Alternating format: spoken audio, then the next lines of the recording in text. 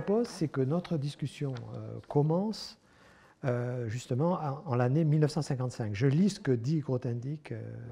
Il dit « L'année 1955 marque un tournant crucial dans mon travail mathématique, celui du passage de l'analyse à la géométrie. » Et il dit « Je me rappelle encore de cette impression saisissante, toute subjective certes, comme si je quittais des steppes arides et revêches. » Oui, et c'est pas gentil pour ce qu'il faisait avant. Non, parce qu'il faut vous expliquer que Grothendieck avait été à Nancy et que là, sur un certain sujet qui était assez à la mode, mais un peu restreint quand même. Oui, c'était les espaces vectoriels topologiques. Oui, c'est ça. Il avait presque résolu tous les problèmes du coin. Oui. C'est-à-dire, on lui avait donné 14 problèmes. C'était Dieudonné, je crois qu'il y avait. Oui, je ne sais pas si c'est 8 ou bon. 8. Mais il lui avait donné 14 problèmes à résoudre. Et qu'il ne savait pas faire. Il voit des choses que eux ne savaient pas faire. Et Grothendieck, et je pense que c'était la première fois que Grothendieck appliquait sa méthode que Serre a décrit comme étant, pour résoudre les problèmes, il faut les laisser se dissoudre dans une marée montante de théorie générale. C'était un sujet qui était un peu bouché quand même. Ça. Quand même. On a eu l'impression qu'il avait résolu à peu près toutes les questions. En fait, pas tout à fait vrai. Il y avait des contre-exemples à trouver. Oui, il y avait des contre-exemples. Sur les banards, il y avait des jolis contre-exemples à trouver, mais il ne les a pas trouvés. Voilà, mais il en avait assez quand même. Il en avait assez. Et alors la question que je me suis posée, parce que j'ai regardé la thèse de Grothendieck, quand il a passé sa thèse, j'ai regardé la deuxième thèse. Et alors la deuxième thèse de Grothendieck, qu'est-ce que c'était la deuxième thèse ? Ça c'est très très intéressant. La deuxième thèse de Grothendieck, c'était théorie des faisceaux. Ah. Donc ça veut dire, enfin c'est ma conjecture, que le moment où il a bifurqué des espaces de l'analyse, qu'il avait envie de bifurquer, et il avait sûrement envie de bifurquer, c'est au moment de sa deuxième thèse, on lui a demandé d'exposer la théorie. Alors il faut vous expliquer ce que c'est que la deuxième thèse, parce que ça n'existe plus. À l'époque, quand on passait sa thèse, on avait la thèse principale, ce qu'on avait fait, et puis le jury vous donnait un autre sujet. C'était un sujet que l'on donnait à l'intéressé avec son accord en général. Ça se passait assez en famille, ça, souvent. Pas toujours en famille. Et alors la personne en question parlait une demi-heure ou 20 minutes de ça. Et c'était très bien. Et je pense que Grothendieck avait dû plus ou moins choisir son sujet. En plus, tu vois, oui. le lien avec les faisceaux, c'est que déjà à l'époque, on se rendait compte que sa théorie des espaces nucléaires était si bonne que tu pouvais faire des produits tensoriels. Ou, qui était unique, par exemple, Kunet, que la formule de Kunet marchait. Et par exemple, j'ai vendu la théorie de Grothendieck à Bott, bien sûr, à cause de ça. 1 ou 2 ans après, parce que pour quelque chose, je lui dis, tu sais, tu as un produit de variété, ben, tu dois faire comme si c'était un produit tensoriel, et puis voilà. Et non seulement ça, absolument, mais l'idée philosophique en fait qui est derrière les espaces nucléaires, c'est que ce sont des espaces de dimension finie. C'est-à-dire, en fait, on les traite, ils se comportent comme des espaces de dimension finie. Donc, bon, ça, c'est un peu technique. C'est un peu technique. Ah, mais on va mais dans la technique. Il est passé très naturellement à la théorie des faisceaux. Enfin, d'abord à la topologie. Absolument. Alors, la question que je voulais te poser là-dessus, justement, c'est quand est-ce que Grothendieck est rentré dans le groupe Bourbaki ? Oh, ça a été un petit peu... Je ne sais pas. Je n'ai pas de souvenir du tout de date et... c'est nettement après ça. C'est nettement après ça. Bon, ben d'accord. C'est ce que je voulais savoir. Que c'est nettement après ça. Nettement. Nettement, d'accord. Parce qu'en fait, dans enfin, nettement. Bon, oui. Attends. Là, tu parles de 55. Oui, oui. Est-ce qu'en 55, quelle est l'année où il est parti au Kansas ? Ben, ça, je ne saurais pas te ça. Dire, mais parce qu'il m'écrit une lettre du Kansas. Oui, alors. Mais la lettre sur le... Elle est de 55, sur le Diplodocus, Homologicus. Et il parle d'une emmerdante rédaction pour Bourbaki. Oui, c'est donc en 55, je pense. Ça doit être en 55. Le Kansas. Et je dirais alors qu'il est rentré à Bourbaki. Dans Bourbaki, il a dû être pris vers 57, peut-être, un truc comme ça. D'accord. Oui, ou 58, je ne sais pas. Il s'est mis à faire des rapports pour Bourbaki, d'énormes rapports, bien sûr. Oui, bien sûr. À Bourbaki. Nous parlons de Bourbaki ensemble en 59. Donc, en 59, il y était certainement. Non, sûrement, mais il me semble... Donc c'est par là. Ouais. Alors, oui, attends, je lui dis... Moi, je lui parle de Bourbaki en 58 déjà. Donc, visiblement... Oui, non, je pense qu'il y était avant. Oui, en 58, je lui dis le congrès Bourbaki a été très agréable. Donc, c'est que il aurait pu y être. Et je pense que... C'est 57, je pense. Bon, voilà. pour lui, 57, 56. d'accord, 57, d'accord. Ce qui m'a beaucoup frappé moi, en lisant la correspondance, c'est vraiment, au moins au début, puis après je parlerai d'autre chose, mais à quel point Grothendieck, justement, arrive à gagner ta confiance, d'une certaine manière. Et je pense qu'il y a un point qui m'a beaucoup frappé, c'est le moment où il comprend ta dualité à travers les textes. C'est-à-dire, là, tu lui dis, c'est vraiment rupinant, etc. Oui, mais la confiance entre nous, elle était venue au moins 2 ans avant, tu vois. J'étais allé à Nancy. Oui. Ah bon, et oui, je faisais... Je enseignais la mécanique rationnelle à Nancy. D'accord, très bien. Je m'avais en horreur. Mais je faisais aussi un séminaire de topologie. Et je discutais avec Grothendieck, donc j'ai vu de près ces espaces nucléaires, tu vois. Et ça m'a beaucoup frappé, parce que c'était très, très beau comme idée, cette produit tensorielle. Et donc on était en confiance depuis depuis longtemps. Vous étiez déjà en confiance depuis le début. Depuis longtemps. Mais bon, au niveau mathématique, il y a déjà, dès le début de la correspondance, il y a plusieurs points qui frappent qui sont par exemple tout son traité sur l'algèbre homologique, c'est-à-dire ce qu'on appelle le taux au Q. Oui, ça ne m'intéressait pas spécialement. Ça parce que je considérais ça comme plus ou moins évident, tu vois. Tu veux dire, il y avait le Cartan-Ellenberg. Pour moi, c'était de la rédaction. C'était de la rédaction. D'ailleurs, pour lui aussi, c'était pareil. Il a dit, pour comprendre quelque chose, j'ai besoin de l'écrire. Oui, tout et à du fait. coup, il le rédigeait. Mais pour moi, il n'y avait rien d'original dedans. Moi, il y avait quand même quelque chose qui m'a beaucoup frappé là-dedans. Bon, il y avait des axiomes sur les catégories abéliennes. Voilà. Il y avait des axiomes sur les catégories abéliennes, mais pas seulement. Il y avait au niveau des exemples. C'est-à-dire au niveau des exemples. C'est-à-dire, bon, bien sûr, l'exemple principal, c'était les faisceaux de groupe abélien. Alors, ça n'avait pas été vraiment fait, mais c'était connu que c'était faisable. Bien sûr, que ça marchait, d'accord. Oui. Mais bon, il y avait la nuance entre l'aspect Čech, enfin l'aspect, si tu veux, pour calculer la cohomologie.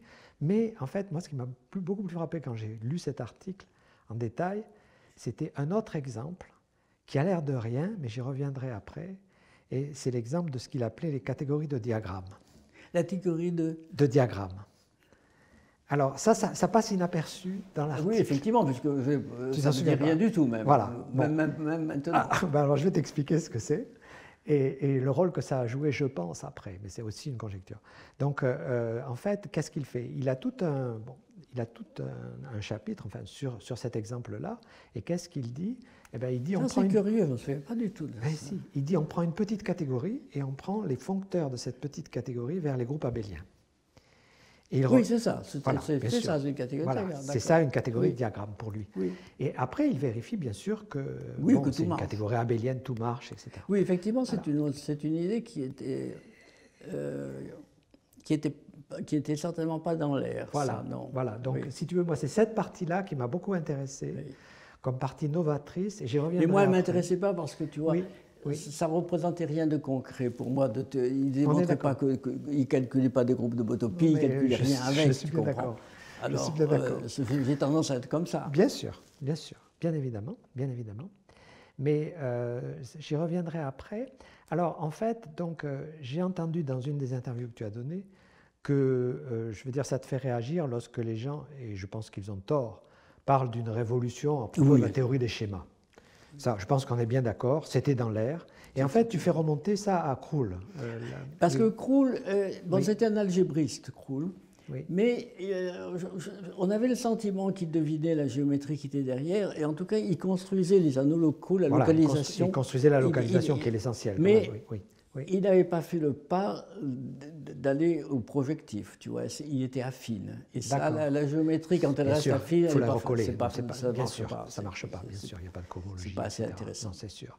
Et alors, ce qui m'a aussi beaucoup frappé, là, donc en étudiant c'est à quel point, justement, Grothendieck est arrivé dans un monde idéal. Pourquoi ? Parce que Serre et plusieurs autres personnes faisaient un séminaire à Princeton sur les schémas, au moment où ils les écrivaient. Dieudonné l'aidait à rédiger. Ça, c'est un petit peu après, quand même. Au début, ça a été purement la correspondance avec moi quand il était à Kansas. Tu vois. Ça a été pour lui, le changement net, c'était Kansas. D'accord. Et il m'écrivait. C'est ça. Et ça a donné des ça a donné lieu au développement. D'accord. Et puis après, Il a été recruté par Motchan. Alors, je ne sais pas comment ça marche au point de vue des années. C'est 58. C'est le recrutement par Motchan, c'est ça, le début. Ah oui, tandis que Kanta, c'est 55 quand même. Mais 55, oui, d'accord. Il y a eu une période intermédiaire. Il était au CNRS alors peut-être? Je ne sais pas. Ça, alors là, je ne sais pas. Dire. Mais, il était apatride, alors c'était. Donc c'était assez difficile. C'était pas si simple pour lui. Sur ce plan-là. Donc au niveau des schémas, bon. C'est clair. Aussi, pareil, je veux dire, la correspondance est idéale au niveau des motifs. Ça, c'est formidable, parce qu'on voit en 64, votre correspondance, soit tu parles de la métaphysique des motifs, etc. Mais alors, ce que la correspondance ne montre pas, c'est que c'est en fait une conséquence de tas de remarques que je lui faisais. Bien je sûr. lui disais, tu sais, voilà. Entre variétés, si on admet des conjectures de Weil, ça suggère que la cosmologie se coupe en morceaux et des choses comme ça. Bien sûr, bien sûr. Et ça a mijoté dans son crâne. Bien sûr.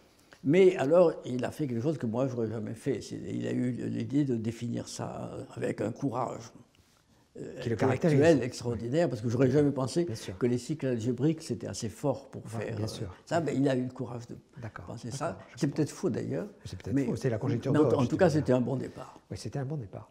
Mais alors, il y a une autre partie absolument essentielle, et je vais te raconter ce que je sais, et tu vas me corriger, d'accord ? C'est pour la cohomologie étale. Alors, ce que j'ai entendu dire, mais je ne sais pas si c'est vrai, tu me corriges, ce que j'ai entendu dire, c'est que c'est toi qui as donné un séminaire au séminaire Chevalet. Bien sûr, oui, en 58. Tout ça est correct, oui. Dans lequel tu as expliqué que pour avoir des fibrés localement triviaux en termes de groupe algébrique, il fallait prendre des revêtements étales.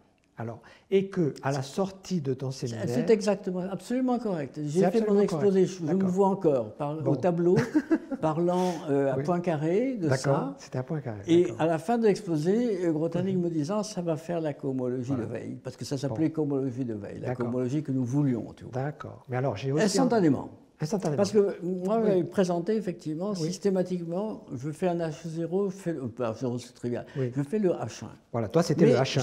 Je n'ai pas eu le courage intellectuel de dire ça pourrait faire un H2. Voilà, tandis que lui, il a dit tout de suite, instantanément.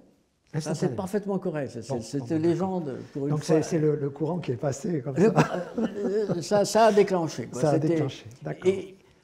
En instant, et tu regarderas le texte que j'ai écrit, je l'avais vraiment rédigé comme ça. C'était j'avais écrit H1, tu vois. Oui, oui. Ah, tu avais déjà écrit une interprétation cohomologique. Tu avais écrit H1. Ah oui, j'avais écrit H1. Ah, d'accord. J'avais la bonne cohomologie en dimension 1. C'était ça mon idée. D'accord.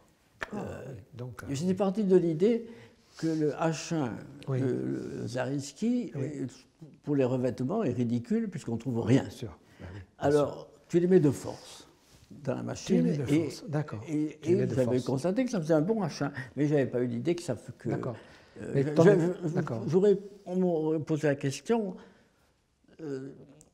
j'aurais dit qu'il fallait peut-être des idées nouvelles en dimension plus grande. Oui, c'est ça. Tandis que lui était convaincu que ça marchait pour la dimension plus grande. Enfin, il était d'un optimisme extraordinaire. C'est sûr. Et toi, souvent, on voit bien dans la correspondance à quel point tu lui donnes des contre-exemples. Un peu moins optimiste. De manière régulière. Un peu moins optimiste. Voilà. Non, ça c'est clair. Mais tu sais, Weil m'a dit un jour, ça m'avait frappé, ce sont les optimistes qui démontrent les théorèmes. Oui. Bon.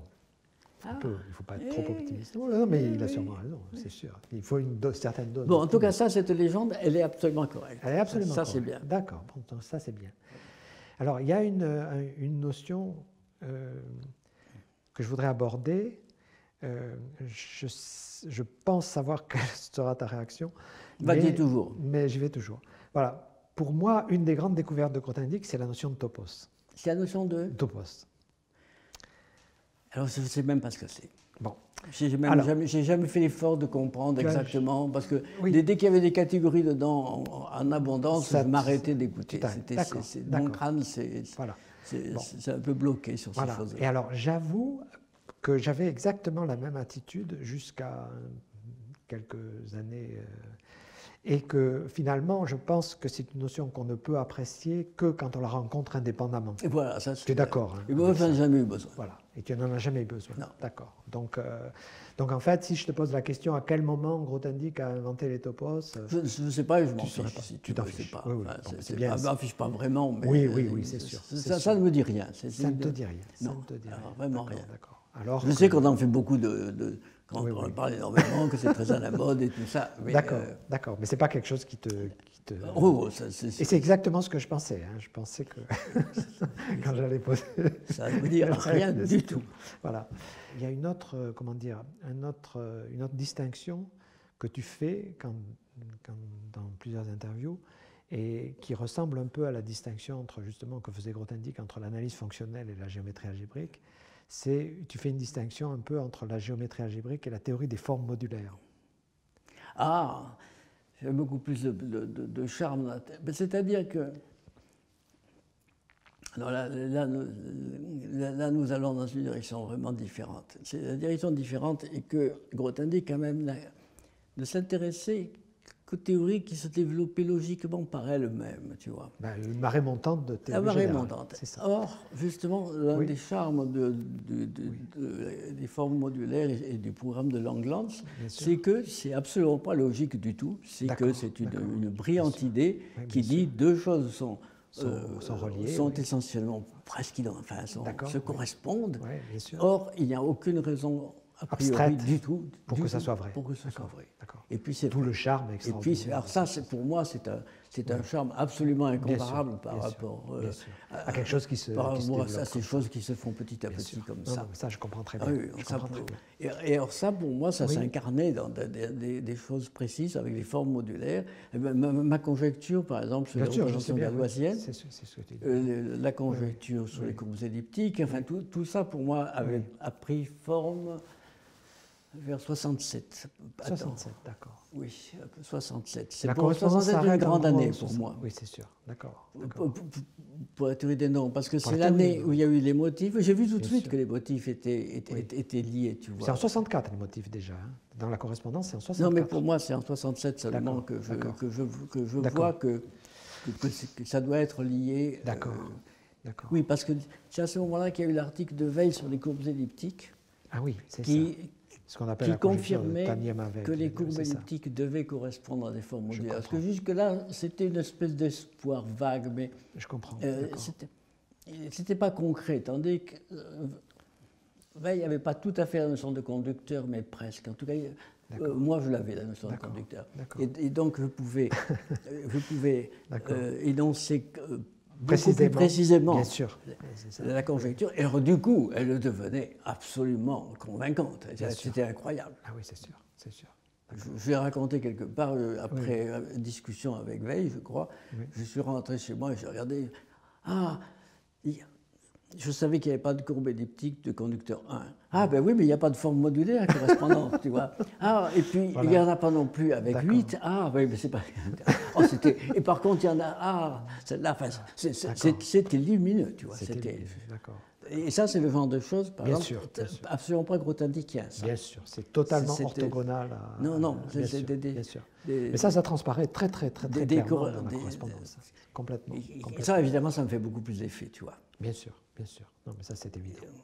Alors, à des niveaux plus élémentaires, chaque fois qu'il y a des correspondances qui sont un peu surprenantes, ça me touche. Ça t'excite. Tandis qu'au contraire, Grothendieck, ça... Non, il n'aimait pas. Il n'aime pas. Il n'aime pas ça. Oui. Mais tout ça, ça ressort parfaitement de la correspondance. C'est un peu des points de vue. C'est bien plus romantique quand il n'y a pas de relation évidente et que les trucs sont les mêmes. Enfin, c'est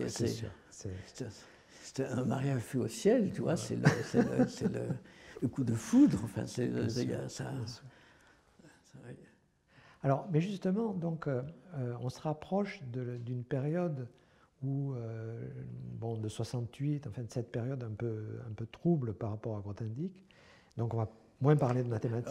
Il commence à quitter les maths en 68. Il commence à quitter les maths. C'est pas loin. C'est en 70 à peu près. C'est en 70 vers 70 qu'il quitte à peu près. Voilà, c'est en 70 qu'il quitte l'IHES, si je... Je ne me rappelle pas des dates. Je sais pas. Mais en tout cas, il passe 2 ans au Collège de France. C'est toi qui l'invites au Collège de France pour 2 ans. Alors là, c'était une chaire de savants étrangers. C'est une chaire de savants étrangers qui durait 2 ans. Qui était pour un an. C'était pour un an au départ. Qui était pour un an, et puis on l'a renouvelé. D'accord. La seconde année, et on n'a pas voulu le renouveler. Pourquoi? Il s'était fait des ennemis, tu veux dire? Comment? Il s'était mal comporté? Qu'est-ce qui s'était passé? C'était pas sa place. Parce que, écoute, il passait son temps à ce moment-là à dire qu'il ne fallait plus faire de sciences. Il ne fallait plus faire de maths, il ne fallait plus faire de sciences, que c'était l'écologie. Bon, ben, il ne veut plus en faire, mais qu'il aille ailleurs. Non, non.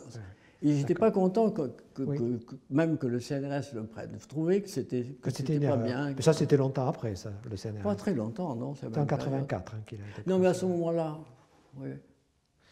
Non, à ce moment-là, mais c'était assez. Et il jouait un assez vilain jeu parce que il voulait plus faire de maths et tout ça, mais il voulait bien être payé, il voulait bien avoir un poste. Tu vois, c'était quand même pour quelqu'un qui était en principe si.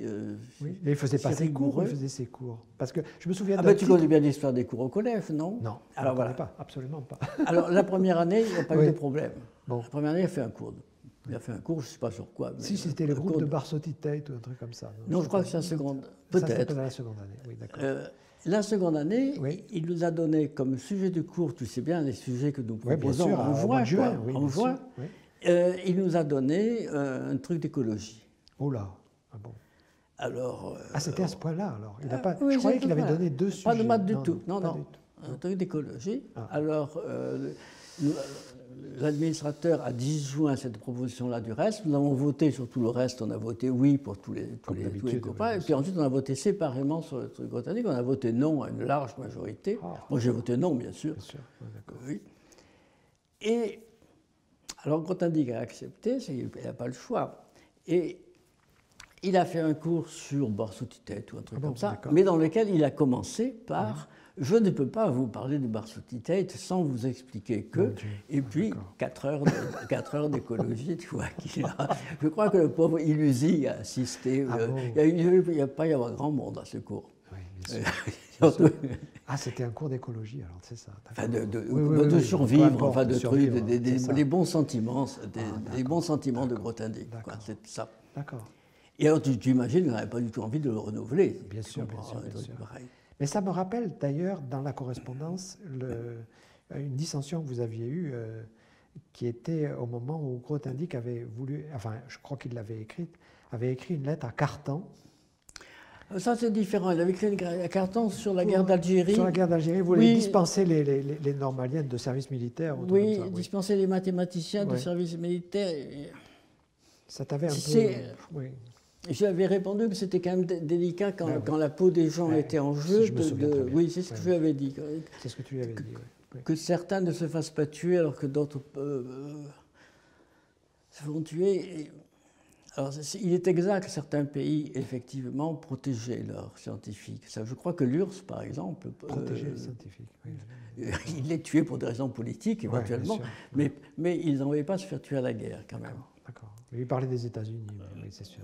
Et Grothendieck, lui, anarchiste d'origine, son point de vue était, si n'importe quelle raison peut marcher pour ne pas aller dans l'armée, alors on la prend. C'était ça. Mais ça n'a pas été une discussion sérieuse. Non, il a écrit ça à Cartan, on en a pu parler après. C'est sûr. Non, il y a un certain nombre de lettres, effectivement, qui sont un peu restées sans réponse. C'est la guerre d'Algérie. Oui, c'est la guerre d'Algérie, bien sûr. C'était en 61, je crois. Donc, il y a un certain nombre de lettres où on voit qu'il n'a pas répondu à... Et il y avait une lettre sur laquelle j'étais très, très curieux de savoir si tu l'avais vue après ou quoi. Et c'est quand Dvork a démontré la rationalité des fonctions des États. Ça, je suis très curieux de savoir comment il a réagi. Il s'en foutait. Il s'en foutait. Non. Alors que c'était en dehors de son schéma, d'accord. De son programme. Il s'en foutait. C'est incroyable. Parce que la démonstration de Dvork est magnifique. Ah oui, vous avez exposé à Bourbaki, j'étais régalé. C'était magnifique, mais par exemple, j'avais essayé de regarder ce que ça donnait pour la cohomologie. J'avais des coefficients, et je ne me rappelle plus, mais il y avait des difficultés quand même, avec un groupe qui opère. Oui, d'accord. Mais mais de toute façon, il avait raison de son point de vue. Il la voulait d'une certaine façon. C'est sûr. Bon. Il la voulait d'une certaine façon, il ne voulait pas se détourner de son objectif. Non, Oui. c'était un accident. Un accident, quoi. On avait démontré ça. D'accord. Un peu plus tôt qu'on aurait dû, mais bon, c'est tout. c'était- Mais est-ce qu'il n'y a pas là-dedans, plus ou moins, bon, peut-être que Tu vois, c'est- j'ai eu quand même. Oui, vas-y. Je te raconte, Oui. vers 50. Quand est-ce que j'ai réfléchi à Riemann Rohr? Moi, Ah, mais oui, c'est ça tu très le dis vieux. dans l'interview de Colotelen. C'est Que 52, c'est toi le premier qui a eu l'idée que 53. c'était une caractéristique Oui, de l'air. oui, c'était. Oui, et ça c'est très important en fait. Très Oui. important. Mais surtout- Mais tu l'as jamais publié ça. Tu l'as Non, jamais c'est pas la écrit. peine, parce que quand j'ai correspondu Oui. avec Kodaira Spencer, Oui. j'ai vu qu'ils avaient eu la même idée, mais Ah, ils n'avaient d'accord. pas mon théorème de dualité. D'accord. Alors, ils ont publié leur truc, et moi j'ai Bon. publié le théorème de dualité. Bon, donc ça va quoi. D'accord. Oui, non, c'était. Bon. Mais alors, Oui. quand j'ai réfléchi à ça, à Oui. Riemann Rohr, ce qui m'a amusé, c'était que j'ai essayé de le démontrer pour les courbes, tu vois. Oui, mais là c'est juste H1 et H0 donc. Ah non, c'est Tu ça. parles, Oui, oui, tu parles, oui, d'accord. Mais Oui, oui. alors, Oui. j'ai essayé là de démontrer quelque chose qui était connu depuis environ 100 ans, quoi. C'est ça. Mais j'avais une idée des démonstrations qu'on pouvait faire, mais je ne les voulais pas. Attends, mais excuse-moi, c'est-à-dire quand tu dis que tu faisais ça avec des faisceaux Zariski, etc. Ou... C'est ça. C'est ça, d'accord. Non, à l'époque, attends, est-ce que j'étais Zariski ou est-ce que j'étais. Non, j'étais analytique complexe. Ah, à tu étais l'époque. analytique complexe. C'était avant que tu fasses C'était avant Gaga. C'est ça. C'était avant. D'accord. J'ai fait Fac et Gaga en même temps. tu D'accord, vois. d'accord. Donc c'était analytique complexe. Et simplement, je ne voulais pas les démonstrations existantes. Je ne les voulais pas parce que quand j'ai trouvé celle que je voulais, tu dois la connaître, c'est tu as un diviseur D et ce que tu montres, c'est que si tu le sais pour D, tu le sais pour D plus P, où P est un point. Or, comme Donc, tu peux te rajouter balader tout ce comme que ça, tu veux, bien sûr, d'accord. et puis quand D égale 0, c'est C'est une espèce de récurrence, quoi, d'accord. je me vois encore ma table de travail. D'accord. Quand j'ai trouvé ça, je l'ai écrit quelque part. Je sais que 3 minutes après, j'avais la dimension 2, la théorie des surfaces. Donc tu savais déjà que c'était Ah une oui, caractéristique de l'air. je savais qu'avec ce style-là, D'accord, d'accord. Parce que comment il fallait l'énoncer tu vois bien comment il fallait faire. Bien sûr, bien Il sûr. fallait que je montre que si j'ai un diviseur sur la surface, et si je lui ajoute quelque chose, et si je l'avais pour le diviseur, je l'ai encore. Ça continue à être vrai. Et grâce au Riemann Rohr précédent, et un petit peu plus, C'est ça, ça m'a pris 3 minutes, je crois. Oui, d'accord. Dimension 3, je ne pouvais pas parce qu'il y avait des choses à démontrer que. Oui, bien sûr. Oui. Mais typiquement, ça nous arrive souvent, ça. On n'est pas content d'une démonstration parce qu'on en veut une qui fasse autre chose. Bien sûr, bien sûr. Et celle-là, c'était formidable. Ah oui. Et ça, c'était en quelle année que tu as fait ça? En gros, 53. Oh, c'est en gros 53. ça. 53, Oui, près, oui. bien sûr. Attends, voyons. Ma thèse était 51. Je me suis arrêté de faire des groupes d'homotopie à peu près tout de suite. En 52, c'était le séminaire Cartan des variétés de Stein. Oui. Et très rapidement, j'étais élevé en top, comme toi d'ailleurs, avec l'idée que c'est la géométrie projective qui est bonne. sûr. La géométrie affine, c'est de la blague. Oui, quoi. c'est sûr. Or, Cartan, c'est de la géométrie affine, tu vois. Les variétés de Stein, c'est des machins ouverts. Bien c'est sûr, pas- bien sûr, bien sûr, Et bien les sûr. trucs compacts ont quand même un charme absolument différent. D'ailleurs, votre correspondance commence par une grosse bêtise de Grothendieck qui dit que le quotient de variété de Stein par un groupe. Oui, non, mais je pense que ça, c'est Oui. une faute de frappe de Grothendieck. Il a Oui. oublié de mettre fini. Fini, je bien pense, sûr. je Je suis pense. d'accord avec toi. Après Bien coup, sûr. je m'en suis rendu Bien compte. sûr, C'était bien sûr, sûrement bien ça qu'il voulait Oui, dire. bien Mais sûr. il ne corrige pas dans ça. Non, il je ne le pense. corrige pas, ce qui est étonnant. Peut-être qu'il le croyait, mais en tout cas. Oui, absolument. Non, ça c'est très important. En tout cas, c'est pour ça que j'ai quitté, si tu veux, le point de vue Oui, oui. Cartan. C'est parce que Bien sûr. pour moi, c'est Bien la sûr. taupe qui Ah m'a ouais. fait. Mais il y a quand même un point essentiel dans ce que tu as fait, c'est l'utilisation de la topologie Zariski, des faisceaux pour la topologie Ça, Zariski. c'est juste après. Ça, c'est juste après. Et ça c'est. Oui. Bon, mais ça, c'est parler de moi, c'est pas parler des Grothendieck. Ça fait rien, Enfin, parce que bon. si tu veux, c'est complètement clair en fait quand on regarde avec une certaine distance. Enfin, moi, en tant que non spécialiste du tout, c'est si tu veux de l'influence en fait. Ah oui, sur Leray. les premières années de Grothendieck, oui, Ben je l'ai influencé énormément, Ben oui, ça c'est bien sûr, clair. Tu l'as influencé énormément. Donc, Non, ce qui s'est passé, oui, c'est que sur l'espace projectif, sur les faisceaux sur l'espace projectif complexe, tu vois, j'ai pu voir qu'il y avait des modules, parce que j'ai pris les sections. J'ai bien vu la preuve de ton article sur Gaga, justement. C'était dans un séminaire, je ne sais plus. Oui. En tout cas, j'ai fabriqué dans ce cas-là, et j'ai vu un dictionnaire avec les modules. Alors je me suis dit, bon, c'est pas possible, ça va marcher sur un corps quelconque. Bien sûr. Et alors c'est comme ça que je suis passé à FAC. Qui s'est écrit alors, c'est incroyable. Oui, ça tu le dis plusieurs fois que tu n'as pas eu à réfléchir. Je n'ai pas réfléchi. Comme ça, tout ça. La machine à écrire a tapé un article de 100 pages comme voilà. Ça, comme s'il existait déjà. Oui. Alors, donc là, on va justement aborder une période qui est beaucoup plus délicate, si tu veux, et qui est la fin de la correspondance, c'est-à-dire qu'il y a une très, très grande interruption dans la correspondance. Ah ben, il n'y en a plus au fond de correspondance. Il n'y en a plus. Et quand même, il y a la lettre que tu as écrite et que je trouve très, très pertinente, si tu veux, quand tu as reçu Récolte et Semailles. Donc, quand tu as reçu Récolte et Semailles, c'était en 86, je pense. Hein, là, tu l'as écrit. Et si tu veux, je m'en voudrais de mal te citer, mais c'est très important. Tu as fait des photocopies. Ah oui, bien sûr. Alors, je te lis hein, pour être sûr. Donc, j'ai bien reçu le fascicule de Récolte et Semailles que tu m'as fait envoyer. Merci beaucoup. Il me manque encore l'avant-dernier fascicule, dont j'ai seulement quelques pages isolées. Il manque quelques centaines de pages, c'est oui, c'est ça. Une chose me frappe dans les textes que j'ai pu voir. Tu t'étonnes et tu t'indignes de ce que tes anciens élèves n'aient pas continué l'œuvre que tu avais entreprise et menée en grande partie à bien. Mais tu ne te poses pas la question la plus évidente, celle à laquelle tout lecteur s'attend à ce que tu répondes. Pourquoi, toi, tu as abandonné l'œuvre en question ? Oui, alors, bien sûr. C'est évident. Bien sûr. C'est une question évidente. Et il passe 600 pages à ne pas y répondre. À ne pas y répondre, mais ce qui est le plus intéressant, c'est que tu as une idée. Oh oui, j'ai une idée. Je la connais. Alors, comment ? Je la connais, je suis encore d'accord avec cette idée. Alors, tu dis, j'ai l'impression que malgré ton énergie bien connue, alors c'est vrai. Oh, ça, l'énergie. L'énergie, il avait une énergie presque oui, il aurait fallu le connaître physiquement. Voilà, physiquement. Et intellectuellement, et c'était pareil. C'était pareil. Il pouvait travailler presque 24 heures. Enfin, voilà.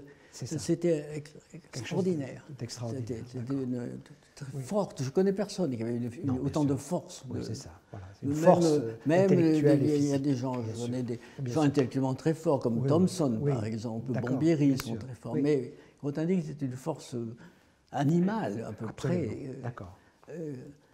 Oui, alors. Alors, tu dis, donc tu étais tout simplement fatigué, quand même, de l'énorme travail que tu avais entrepris.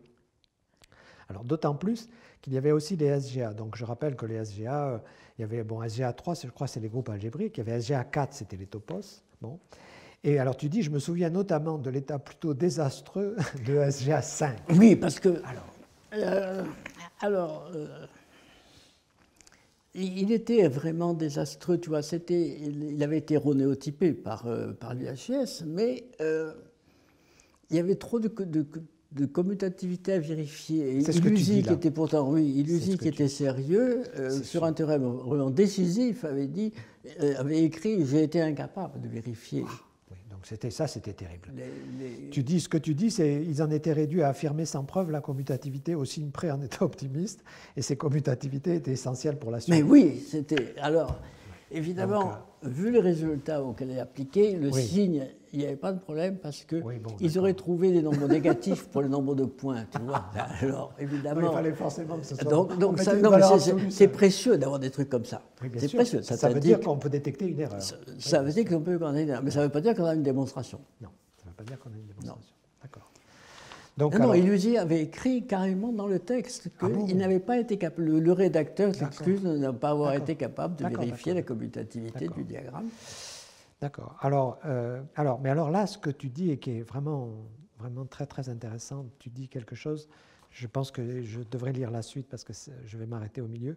Tu dis, on peut se demander par exemple s'il n'y a pas une explication plus profonde que la simple fatigue d'avoir à porter à bout de bras tant de milieux de pages. Alors tu décris quelque part ton approche des maths où l'on n'attaque pas un problème de front, mais où on l'enveloppe et le dissout dans une marée montante de théorie générale. Très bien, c'est ta façon de travailler, et ce que tu as fait montre que cela marche effectivement, du moins pour les EVT et la géométrie algébrique. Et après tu dis, et je vais te laisser parler, c'est beaucoup moins clair pour la théorie des nombres. Oui, je pensais par exemple, je ne sais pas si j'y pensais à ce moment-là, mais justement à la théorie de Langland, c'est pas Voilà. ce Tu genre pensais aux de formes choses, modulaires. aux Tu parles formes des formes modulaires. modulaires après. Il n'avait rien compris aux formes modulaires. D'accord. Il était extraordinaire d'incompréhension quelquefois, parce que quand ça ne rentrait pas dans son cadre, D'accord, je comprends. je lui racontais des formes modulaires. Il me disait, mais tes formes modulaires, ça n'a aucun sens, parce que tu vois, la variété des modules, elle est affine, et donc à l'infini, tu mets des conditions artificielles. Oh là là. Alors que c'est une moi, variété algébrique, bien moi sûr, j'avais oui. 100 ans ou 150 ans de formes modulaires derrière moi, où je savais que c'était bon, cette théorie. Et quand on la voit, on ne résiste pas. Quoi. Ben, lui, si. Alors, aucun sens. Des formules. Il ne pouvait pas supporter les formules. D'accord. Donc ce que tu dis là, en fait, tu dis plus loin qu'en fait, en théorie des nombres, justement, toutes les mathématiques peuvent rentrer et il n'y a pas... qu'on ne sait pas, et qu'on ne sait pas comment ça marche. On ne sait pas comment ça va marcher, on ne sait pas du tout... Ça, c'est passionnant, en théorie des nombres. Voilà, exactement. On ne sache pas. Exactement. Mais alors maintenant, ce que je voulais avoir, c'était... Donc là, on voit ta réaction, on voit là. En tout cas, tu peux constater que je suis d'accord avec tout ce que tu cites. Autrement dit, je n'ai pas changé d'avis depuis. Non, tu n'as pas changé d'avis. Tu n'as pas changé d'avis. C'est important. Il y a la réponse de Grothendieck, elle est dans la correspondance. Je ne vais pas la lire, mais oui. Non, il y a peut-être des choses où j'ai dit des bêtises dans la correspondance, c'est possible, mais probablement je les ai corrigées dans les notes, parce qu'il y a des notes. Donc si j'ai dit quelque chose que je trouvais idiot, Non, je pense pas. Je pense pas, si tu veux, je pense que moi, ce que j'ai essayé de faire, c'est de me glisser dans la peau de Grothendieck pour essayer de comprendre comment il avait pu, comment dire, si tu veux,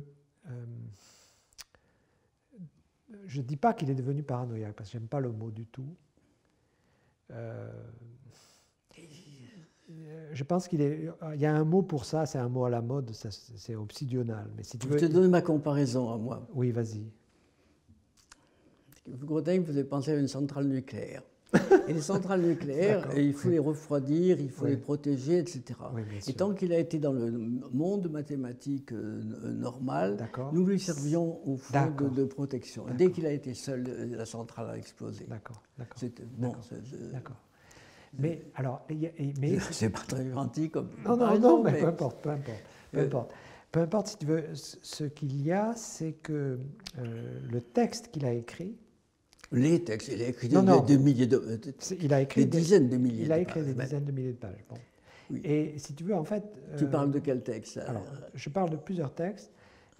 En fait, j'ai compris j'avais dû faire un exposé au Collège de France sur. On m'avait demandé de faire un exposé sur les réfugiés. Bon, il y avait un colloque sur les réfugiés. Sur les réfugiés? Sur les réfugiés. Donc, je m'étais posé. Attends, c'était un truc général. Donc, je m'étais évidemment, j'avais dit d'accord. Et puis, tu sais comment c'est, quand tu es un mois avant, tu commences à te dire de quoi je vais parler. Tu as quelque chose à dire sur les réfugiés, toi ? Non, attends, de quoi je vais parler. Et puis, j'étais dans des circonstances très spéciales, parce que je m'occupais de ma mère qui était très malade. Et la nuit, je lisais La Clé des songes, qui est un des textes. Je ne connais pas, La Clé des songes. Et je suis tombé... Ah si, j'ai dû regarder quand même, si. Tu as peut-être regardé. Parce que j'ai été impressionné par certains des rêves de Grothendieck qui sont d'un détail, de description. Tu me rappelles, il y a eu une princesse, quelque chose comme ça, avec des décorations. Mais je sais que je n'ai jamais de rêve avec des précisions. Mon crâne ne fabrique pas. C'est une question de puissance du crâne, tu vois. Ça, de fabriquer mentalement avec tes petits neurones que tu fabriques des décorations d'une dame sur. Bien sûr. Et la puissance de son crâne se voyait même dans ses rêves. Absolument. Et alors, je suis tombé par hasard, en feuilletant, en lisant ce texte, sur un passage qui est absolument magnifique, et qui est le passage sur son père, ce qui est arrivé à son père, donc qui était un anarchiste, quand il était en prison, puisqu'il est resté, je crois, plus de 10 ans en prison en Russie, et ce qui lui est arrivé à un moment donné, et qui a été transmis à Grothendieck par sa mère. Et Grothendieck le décrit d'une manière incroyablement précise, comme tu dis. Mais c'était dans un rêve, alors Non, c'était dans la réalité. Là, c'est vraiment dans la réalité. Moi, je parle de dans un rêve. Non, ça c'est dans la réalité. il décrit ce qui est arrivé à son père, qui était qu'on avait promis à son père qu'il serait libéré, je crois, au bout de 10 ans. Donc donc il comptait les jours, enfin, etc. Et au moment où la date est arrivée, il n'a pas été libéré. Il a commencé une grève de la faim. Et au bout de, je ne sais pas, peut-être 3 semaines ou 1 mois de grève de la faim, là, il a eu une illumination mystique. Oui, c'est pas surprenant. C'est pas très surprenant, non. Mais si tu veux, la manière dont... Et dans cette illumination, il pardonnait à ses geôliers, enfin, etc.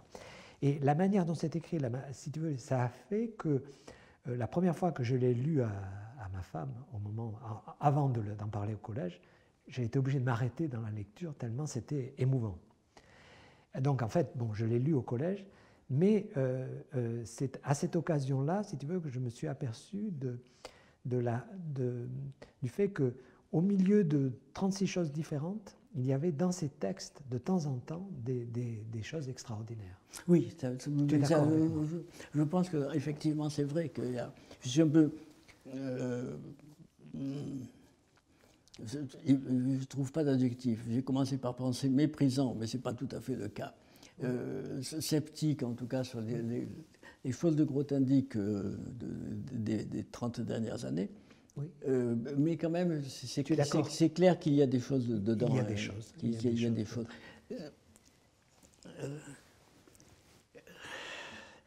Son crâne n'a jamais dégénéré. Non, jamais. Ce n'est pas comparable à celui de nos amis auxquels nous ne parlerons pas. Nous ne parlerons pas qui n'ayant même pas 90 ans. Non, bon. On n'en parle pas. N'en parlons pas. Non, son crâne n'a pas dégénéré. Non, il a plutôt explosé qu'autre chose. Oui, exactement.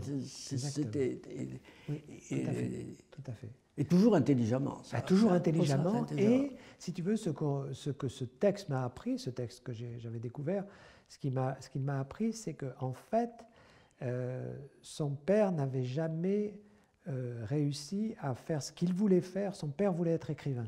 Son père voulait écrire. Ah bon? Et n'avait jamais réussi à le faire parce qu'il était tout le temps par monde et par monde, etc. Bon. Il ne peut pas être anarchiste et écrire la France, c'est un peu... C'est vrai, mais donc en fait, Grothendieck, apparemment, au bout d'un moment, a décidé d'écrire.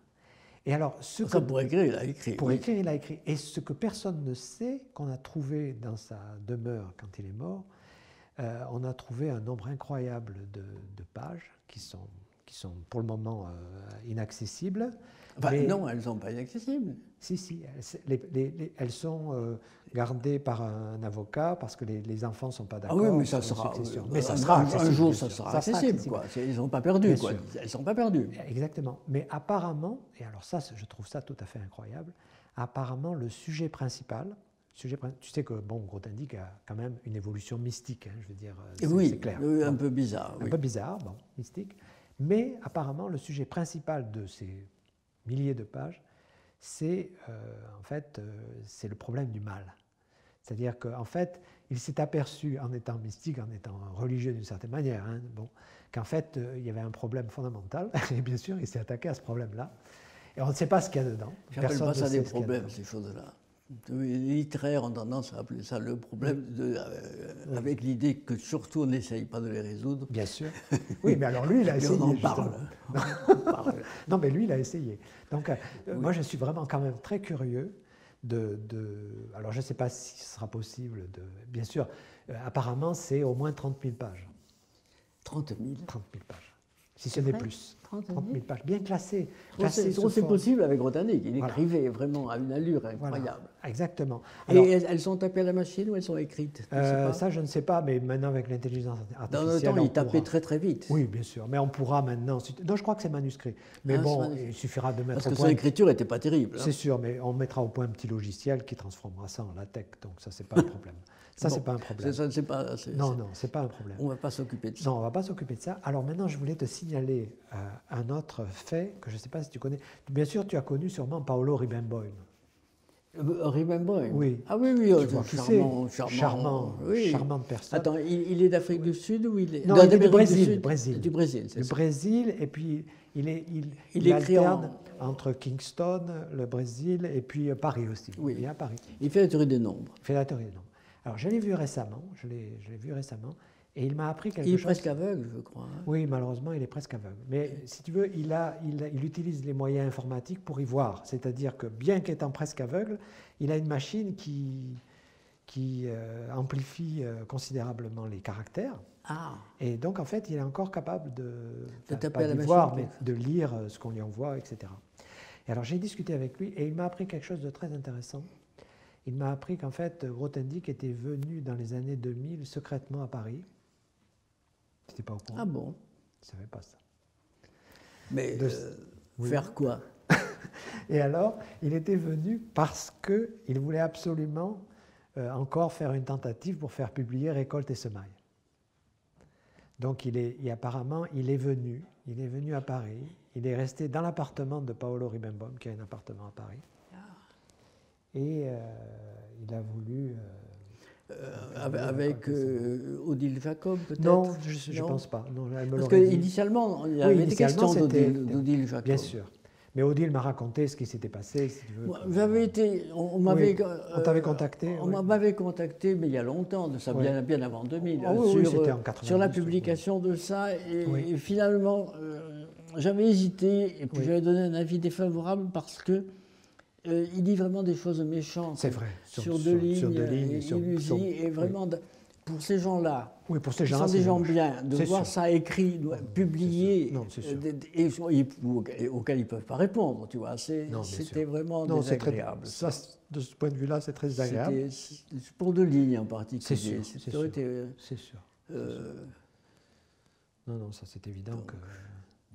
mais je crois que c'était peut-être bien la SMF aussi, vous voulez. Ah bon? S'était posé la question. Peut-être que c'est la SMF qui m'avait D'accord, contacté. D'accord, oui. Il avait dû. Mais j'avais hésité parce que c'est intéressant. Il y a, pas de il y a doute. quand même beaucoup de choses intéressantes. C'est-à-dire, tout le côté polémique, bon, ben, si on pouvait le laisser de côté, le reste est intéressant. Quelle longueur ça? Je ne me souviens plus. C'est pas si long que ça. Non, c'est pour pas lui. si long que ça. Une fois que c'est tapé... 600 pages? Oui, c'est ça, voilà. Une fois que c'est tapé, ça fait entre 500 et 600 pages. Donc, c'est pas, je vais dire, Oui, c'est ça pas fait un livre, en impubliable. fait.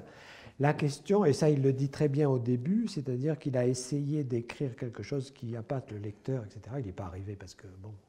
Enfin, je veux dire, le lecteur non mathématicien. Je veux dire, c'est... Non, en tout cas, un jour, ça sera publié, c'est évident. Oui, je crois même que ça va être publié, il me semble. Ah, tu bien. crois que J'ai ça va être entendu, publié? je ne sais pas si c'est par Herman ou quelque chose comme ça, mais j'ai entendu ça récemment. Ah, bon. J'ai entendu ça récemment. Bon, et Bon, avec, écoute, on ne m'a pas demandé. non, mais enfin bon, je veux dire, il vaut mieux se tenir à l'écart de ça, mais bon. Mais si tu veux, c'est vrai que moi, j'ai quand même regretté que les passages vraiment intéressants, parce qu'il y a des passages intéressants, soient inaccessibles. Bon, Alors, d'ailleurs, oui. C'est quand même difficile d'extraire. Alors, Oui. ça m'est arrivé, j'ai extrait 3 pages sur les extrait? motifs. Tu sais, Voilà. j'ai écrit quelque chose sur les motifs Voilà. et Oui. j'ai recopié Oui, bien sûr. 3 à 4 pages C'est de ça. lui splendides. Voilà. Et Splendide, où il splendide. n'engueule personne, Voilà. où il ne dit pas Bien de mal de sûr, quelqu'un. bien sûr. Et j'ai eu son autorisation. Et tu as eu son autorisation. Ah, À l'époque, c'était. d'accord. Ah oui, bien sûr, c'était pas trivial d'avoir son autorisation. Oui. Tu sais ce qui s'est produit, personne ne le sait, ça je ne sais pas si je devrais en parler, mais bon. Ce qui s'est Si tu peux en parler, produit, vas-y. ce qui s'est produit au 50e anniversaire de l'IHES. C'était un peu avant. C'était au mois de septembre. C'est quand ça, le 50e anniversaire de l'IHES? Bah, c'était il y a 10 ans, donc c'était en 2008. C'était 2008. la mort de Cartan. Il y a 10 ans. Il y a 10 ans. Et au mois de septembre,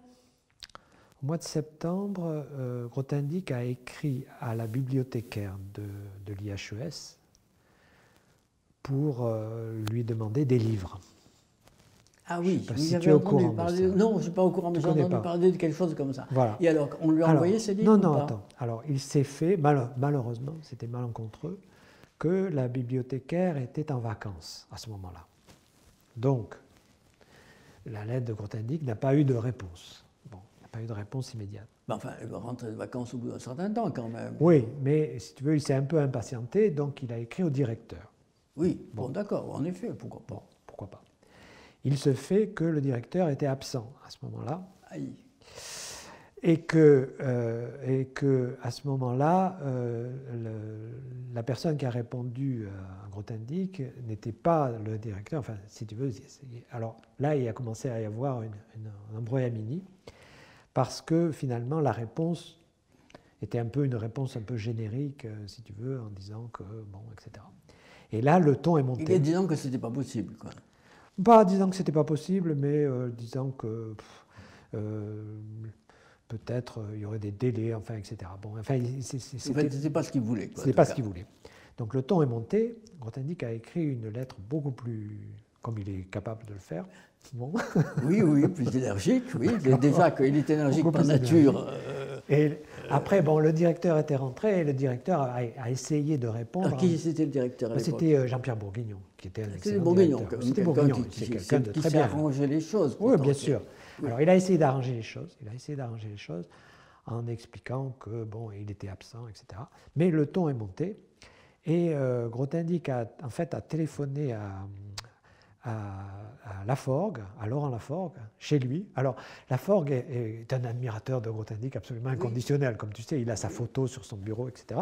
Et un jour, Laforgue est rentré chez lui, le téléphone sonne, et il entend une voix qui dit... Mais qu'il ne connaissait pas. Bah, bien sûr que non. Et alors là... Il a cru que c'était un canular ? Non. Il a compris que c'était vrai. Il a été absolument abasourdi parce qu'il entend au téléphone, c'est Alexandre Grothendieck. Donc évidemment. Et alors là, ce que Grothendieck lui a demandé, il lui a demandé de transmettre à tous les membres du conseil scientifique, à l'époque je faisais partie du conseil scientifique, une copie de ces lettres et de l'échange qui avait eu lieu. Et c'est là que j'ai appris que Grothendieck était réfugié, je ne savais pas où il était, j'avais aucune idée d'où il était. Il était déjà dans les Pyrénées à ce moment-là ? Bien sûr, il était dans les Pyrénées depuis 90. Donc là, on était en 2008, hein. On était en 2008 déjà. Depuis, je pense, 91 ou 92, il était déjà dans les Pyrénées. Il était déjà dans les Pyrénées. À la Serre ou un endroit comme ça ? Bon, peut-être c'est... Écoute, tu vas rigoler. Moi, j'ai pensé que ce n'était pas un hasard. Si l'endroit où Grothendieck s'était réfugié. En tout cas, c'est joli. Bon, on s'appelait la Serre, parce que, je veux dire, dans Récolte et Semin, il y a tout un développement sur le yin et le yang, etc. Et sur l'idée que Grothendieck, justement, a un côté féminin dans son approche des mathématiques, qui n'est pas complètement dénué de sens. Hein, je veux dire. Et alors, le fait qu'il soit réfugié... Oui, c'est ça qui est curieux. Effectivement, ça peut intéresser... Oui. Il considérait qu'il avait un esprit féminin en maths et que moi j'avais un esprit masculin. Alors que moi je n'ai jamais connu quelqu'un d'aussi masculin que lui. Oui, c'était incroyable. La correspondance, c'est clair aussi quand même. Bien sûr. Eh bien non, il se considérait lui comme un caractère féminin et moi au contraire un caractère masculin. Oui, tout à fait. Pour lui, toi, tu étais le prototype du caractère masculin. Oui, c'était... Bon, mais tout ça, c'est expliqué en grand détail dans Récolte et Semin. Et alors, moi, ça m'a beaucoup amusé. C'est pour rigoler, c'est un peu rigolo quand même. Mais non, il le prenait au sérieux, ça. Ah, il le prenait très sérieux. Il prenait, d'ailleurs, c'est une caractéristique de Grothendieck, il prenait tout au sérieux. Oui, d'ailleurs, c'est une question que je voulais te poser. Parce que finalement, ce qui ressort beaucoup de ses écrits, c'est qu'on n'a pas l'impression qu'il a un sens de l'humour. Non. Non, il a un sens une espèce de devoir intellectuel, de pousser les idées jusqu'au maximum, de les approfondir. C'est une grande honnêteté intellectuelle. Ça, oui, bien sûr, mais pas de sens de l'humour. Pas de sens de l'humour. Non, c'est pas compatible. Pas compatible. Oui. Pas de sens de l'humour. J'imagine pas. Je me souviens pas de l'avoir entendu rigoler peut-être pour d'autres choses, mais... mais tu dis c'est pas compatible. Sur les maths, par exemple, vous ne pouvez pas plaisanter avec lui. Oui, mais tu dis c'est pas compatible, mais en voyant l'interview de Cartan, je veux dire, on ne peut pas ne pas être frappé par le fait que Cartan a un sens de l'humour incroyable. Oui, Cartan n'aurait pas pu faire l'œuvre de Grothendieck, c'est évident. Avec un caractère comme ça, moi non plus d'ailleurs. Oui, je comprends. Il y a une certaine... je ne sais pas comment dire, il y a une force quand même. Ça demande une force énorme. Oui, ça demande une force énorme. Et pas compatible avec... Pas compatible avec le sens. Avec rigoler, non, ça c'est pas possible. D'accord. Oui.